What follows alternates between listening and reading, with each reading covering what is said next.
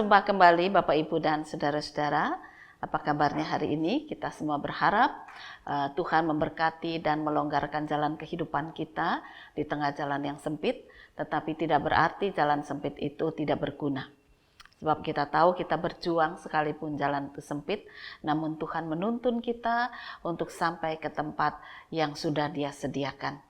Nah, apakah kita tetap masih mengakui junjungan yang kupilih itu adalah Yesus? Kita belajar dari Mazmur yang dinyatakan atau yang menyatakan bahwa Dia tetap menyatakan kebesaran Tuhan. Bacaan firman Tuhan dari Mazmur 48. Mari kita akan bersama-sama berdoa. Bapa di surga, bersama-sama kami datang ke hadapan Tuhan. Kami mau memohon berkat pertolongan Tuhan, karena seringkali kami kurang membesarkan Engkau. Kami mengaku kami lebih suka membesarkan diri kami sendiri atau teman-teman kami atau orang-orang di sekitar kami. Tetapi Tuhan yang besar, yang sudah melawat kami, yang sudah memberkati kami, yang sudah menolong kami hidup, seringkali kami lupakan segala kebesarannya. Ada banyak keluh kesah yang kami sampaikan, ampunilah kami. Biarlah sekarang kami belajar bahwa kasih Tuhan lebih besar dari segala kasih yang ada di dunia ini. Karena Engkau menolong kami untuk hidup dalam kesejahteraan. Kiranya firman-Mu menopang kami, membimbing kami untuk menjadi orang-orang yang mampu membesarkan nama Tuhan. Kami menaikkan doa kami dalam nama Tuhan Yesus Kristus. Amin. Nyanyian Mazmur Bani Korah. Besarlah Tuhan dan sangat terpuji di kota Allah kita. Gunungnya yang kudus, yang menjulang permai, adalah kekirangan bagi seluruh bumi. Gunung Sion itu jauh di sebelah utara, kota Raja besar.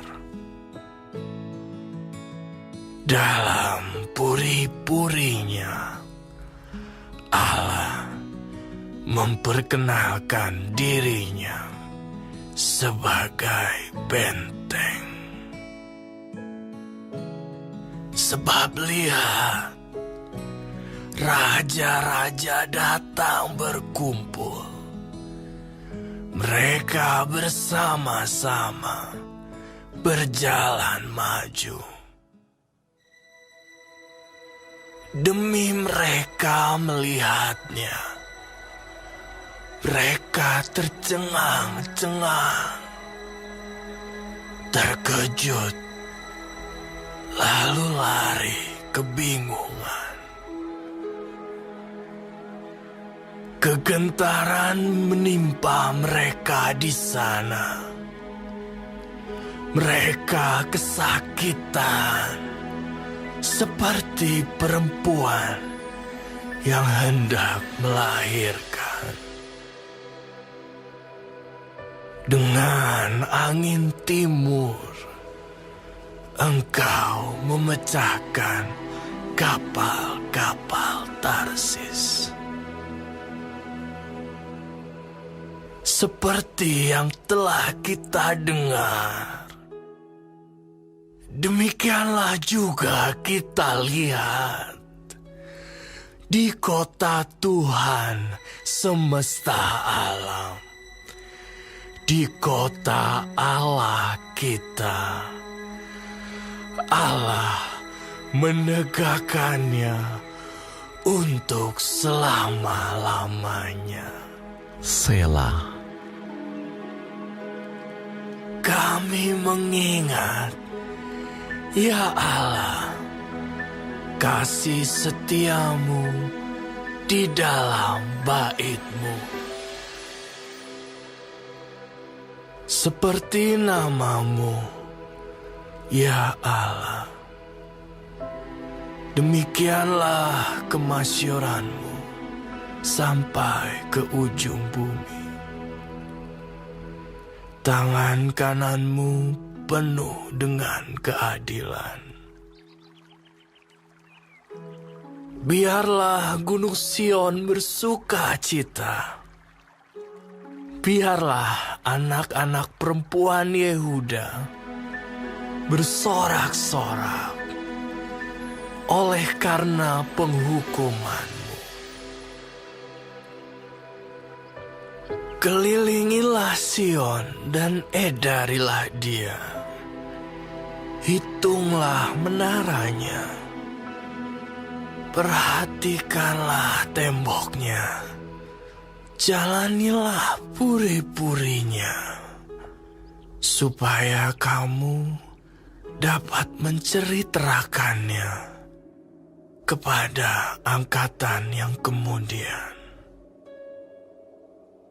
Sesungguhnya inilah Allah. Allah kitalah Dia.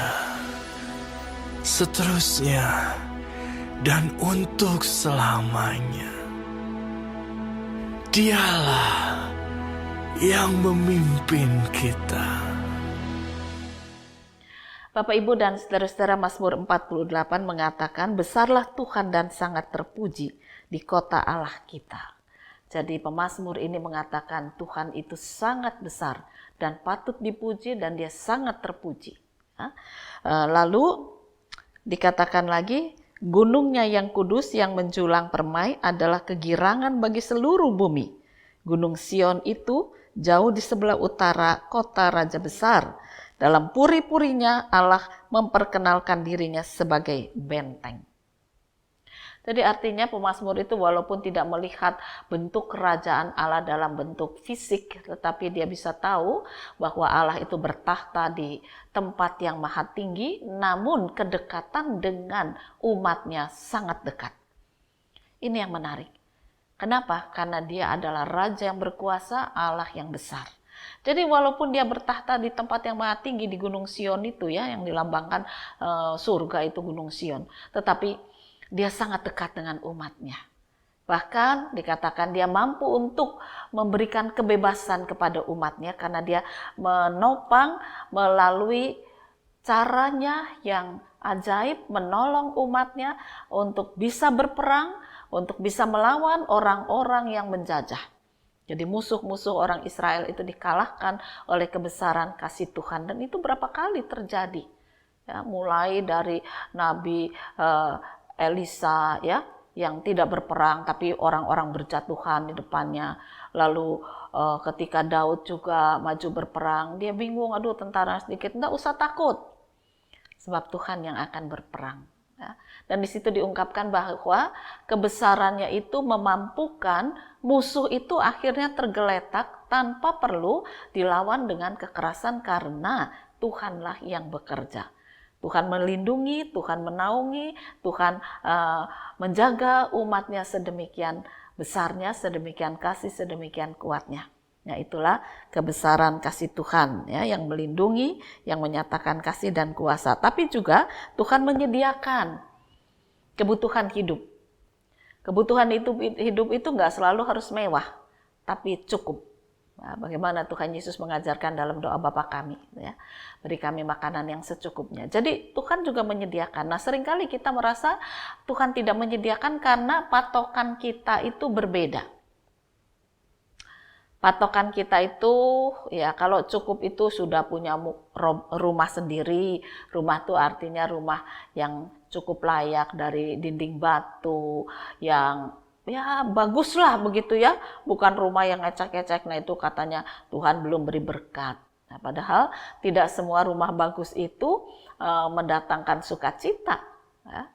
Ada rumah-rumah besar, saya pernah nginep di satu rumah besar, saudara, 2 lantai, saya ditaruh di lantai atas, katanya supaya nggak terganggu, tapi betul-betul nggak terganggu dan bingung saya, karena saya kesepian.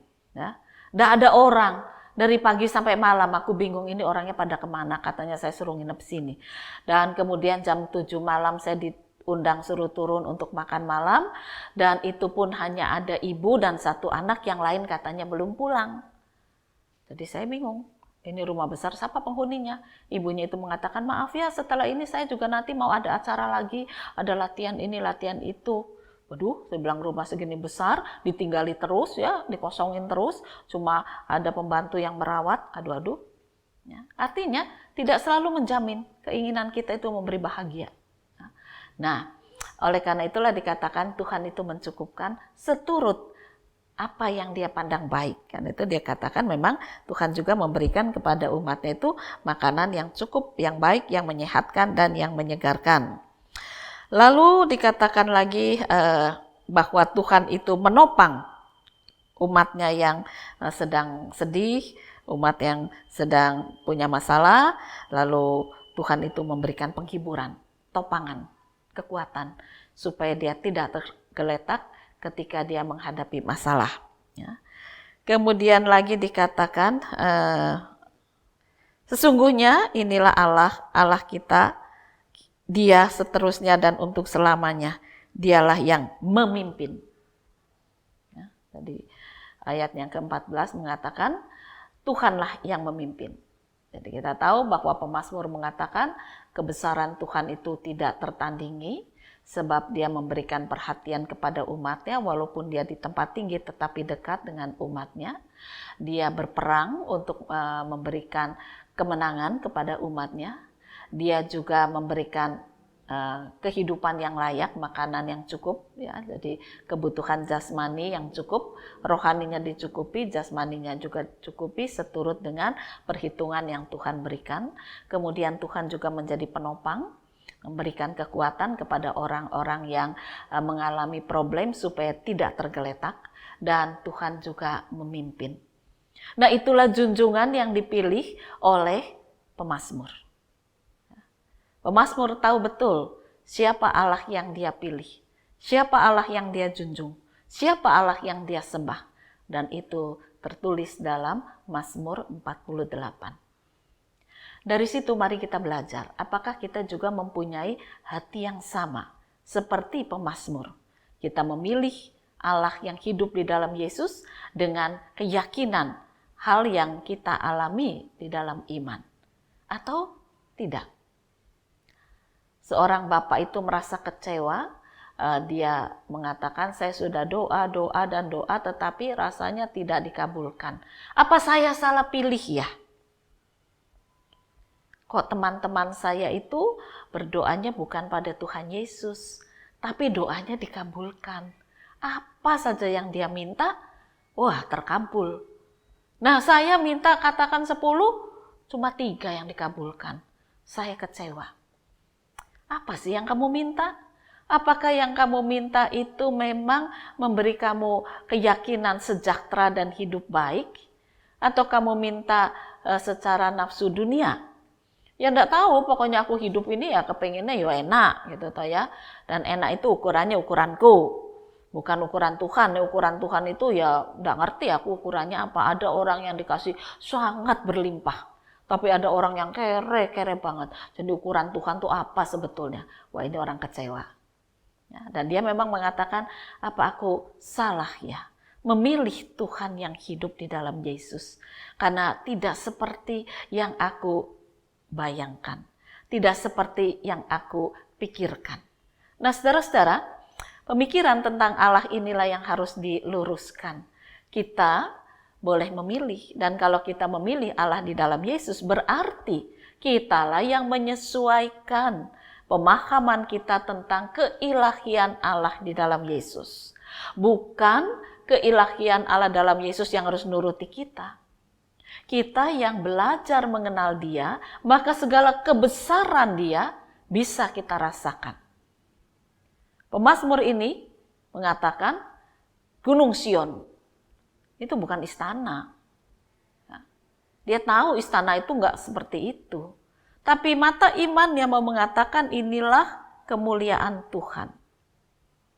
Tempat di mana Tuhan berada. Yaitu bayangan dia. Tetapi dia mengakui Tuhan itu tinggi kokoh di atas gunung yang megah, yang mewah, yang tinggi, yang bagus gitu ya. Tapi dia dekat dengan umatnya. Ini pemahaman iman. Memang di Gunung Sion tidak ada istana kerajaan Allah. Tapi dia bisa merasakannya karena imannya hidup.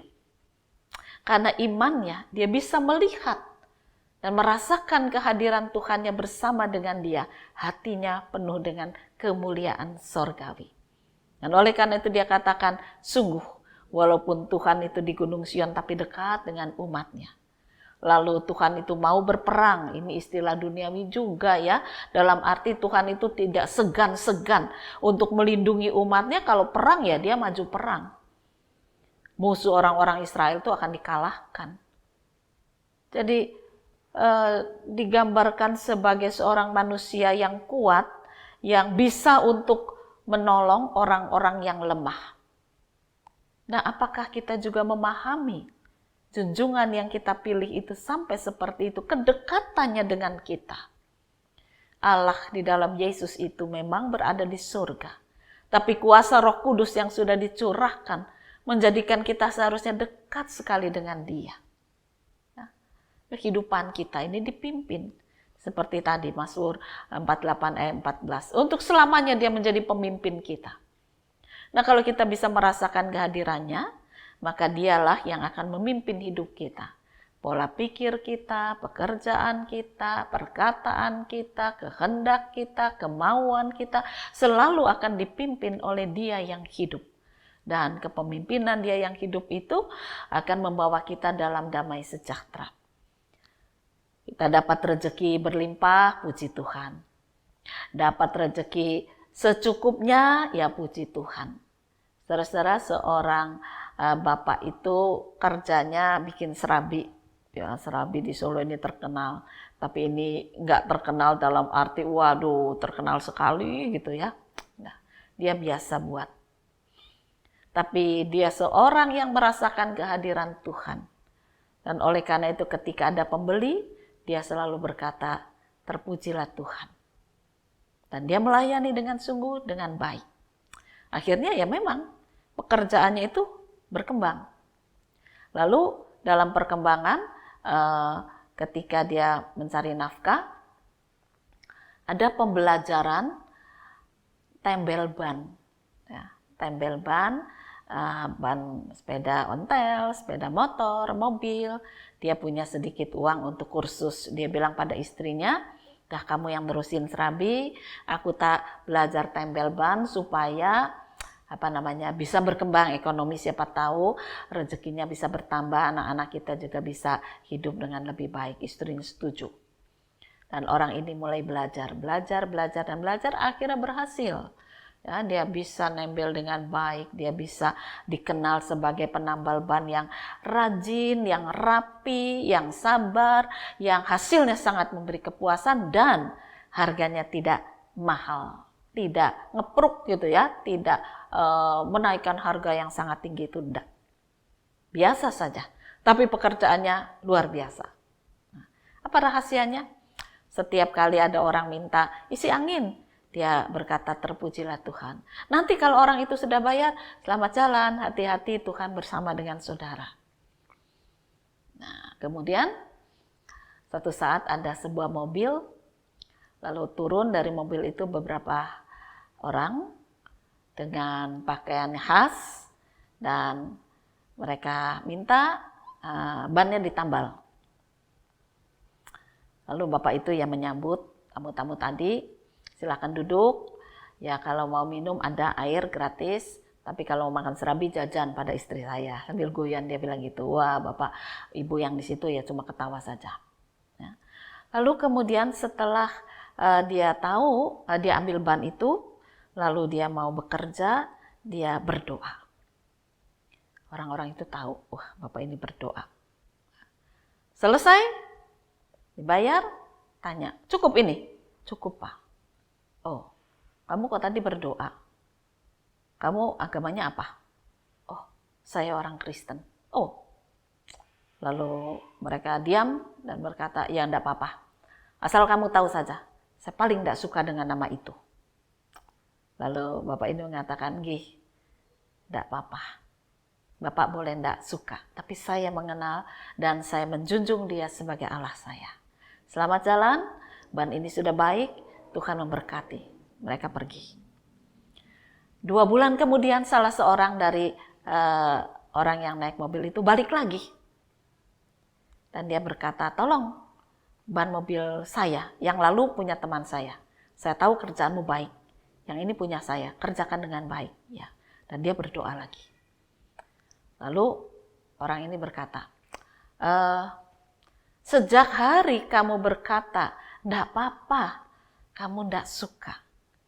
Tapi saya menjunjung dia sebagai Allah yang saya pilih. Hati saya tergetar. Pikiran saya mulai berpikir, apa sih istimewanya? Gitu, ya. Dan saya mulai belajar. Saya mulai belajar. Membuka hati untuk belajar.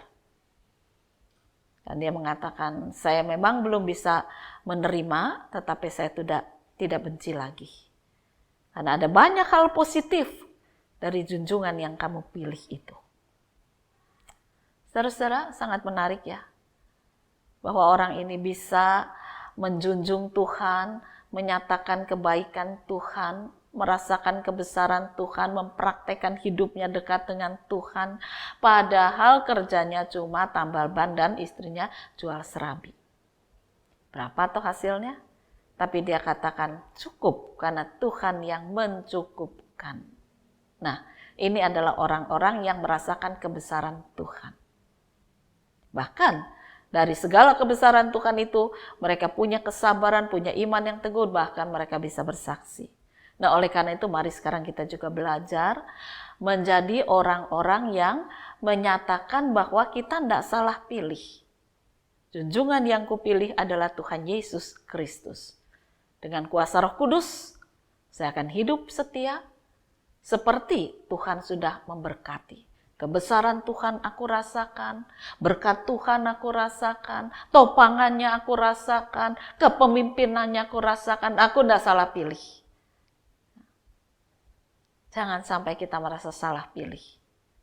Mari kita tetap junjung dia. Junjungan yang kupilih adalah Yesus Kristus Sang Mesias. Tuhan memberkati firman-Nya. Amin. Mari kembali kita akan berdoa.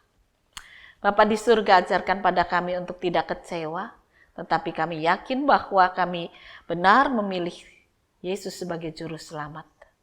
Kalaupun kami terpilih karena kasih karunia, dan kami membuka hati untuk menerima pilihan Tuhan, menjadikan kami murid Tuhan.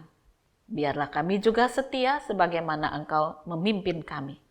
Kami mau merasakan kebesaran-Mu, kami mau merasakan berkat-berkat-Mu, kami mau merasakan kasih setia kepemimpinan-Mu. Ajar kami bersyukur, ajar kami melihat dengan hati yang penuh dengan iman. Inilah doa kami dalam nama Tuhan Yesus Kristus. Amin.